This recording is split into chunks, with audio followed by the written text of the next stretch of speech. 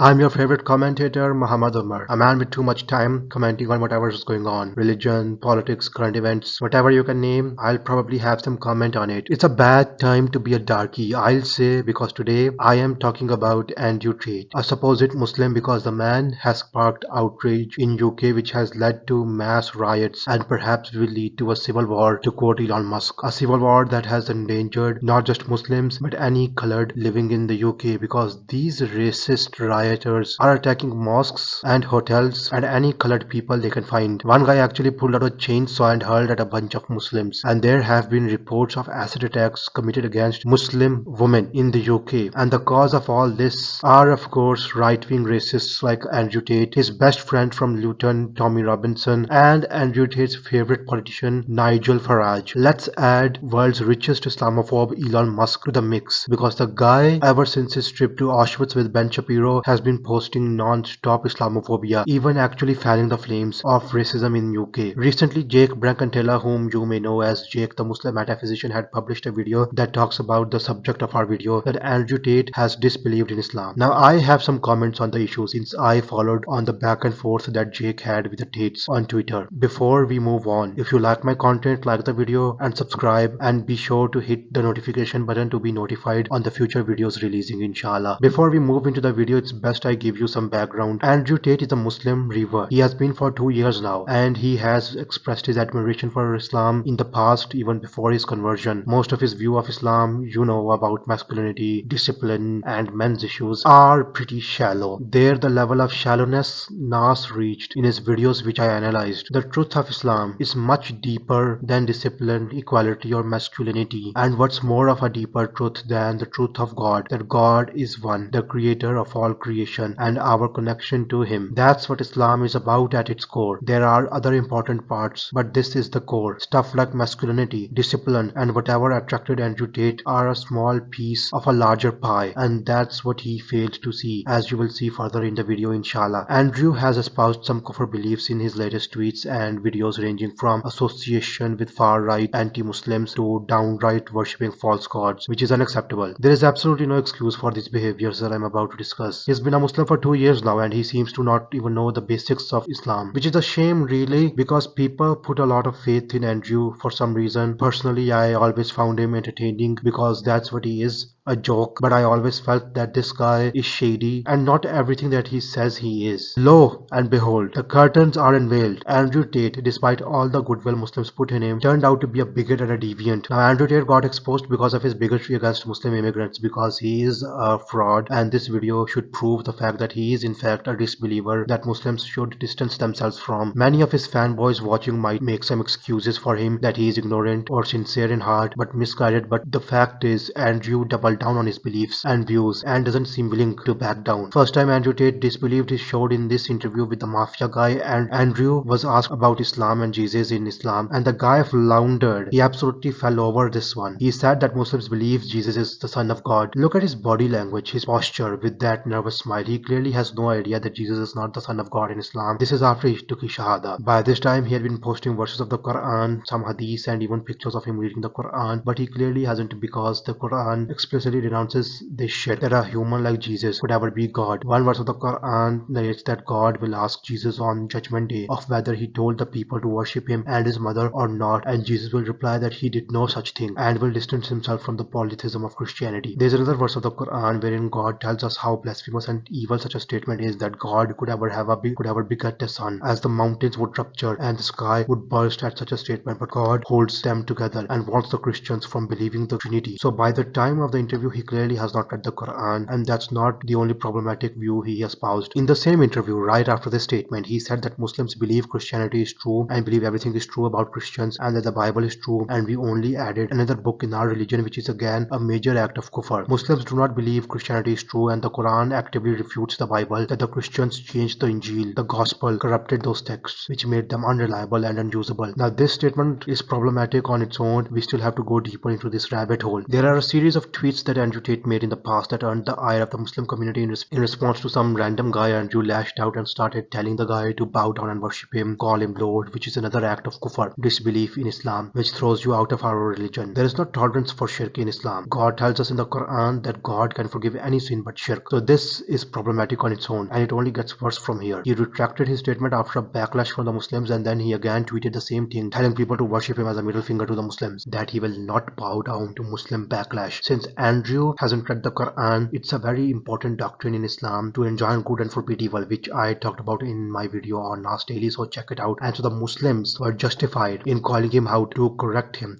and set him straight, as these kinds of dangerous kufr will eventually hurt him in his akhirah, and that's what we Muslims strive for. Add to that, these statements ruin the hereafter of young impressionable Muslims and non-Muslims that might follow him, and will give a negative image of Islam to the non-believers. So his response is severely unproductive and wrong. And then we have this sweet gem of a video Andrew posted on his Rumble. He went with his brother and friends to the church on an Easter Sunday and worshipped Jesus. Now this act completely throws him out of Islam. There is completely no tolerance for worshipping false deities in Islam. Such acts demand that he retake his shahada and come back to the fold of Islam. Jake called him out on this, but the brothers resorted to calling him gay and do plain childish antics which aren't even funny in the first place. Shirk is the most heinous crime in Islam. It takes you out of Islam. As told earlier, God forgives any sin except for shirk. This is because the one who deserves our worship is the one who created us. He deserves our praise and worship, and no creation like Jesus. Jesus, who was also a Muslim, also worshipped God. So Tate worshipping Jesus, praising the Lord and justifying it as a Muslim Christian unity takes him out of Islam completely. There is no justification for the shirk that he did. We Muslims may make an alliance, but we will never unite with Christians by compromising our religion whatsoever. And Andrew Tate should immediately apologize and redo his shahada for his disbelief. As said before, Jake called him out on this on Twitter and made a whole video on it, which you should check out. Did Andrew Tate engage in any constructive dialogue? Obviously not. He resorted to childish antics and doubling down on his kufr, which is inexcusable regardless of his reasons. He had 2 years to study and he didn't even bother googling. Overall, he seems to be a man unchanged despite the dramatic changes that happened in his life, converting to Islam, being imprisoned and meeting the Muslim community. Regardless of how much we try, it would seem he is set on this trajectory of disbelief, as he is a man of ego and will listen only to the needs of the fragile sense of his manhood, and he has moved on from the Muslim community, and so should we. We don't need Andrew Tate. Islam doesn't need Andrew Tate. If he chose to disbelieve, that's the decision he made. May God help those Muslims in the UK who are now dealing with the betrayal of Andrew Tate as the far-right mob tries to get them. If you liked the video, be sure to like the video, subscribe and share the video to your friends and family to spread awareness.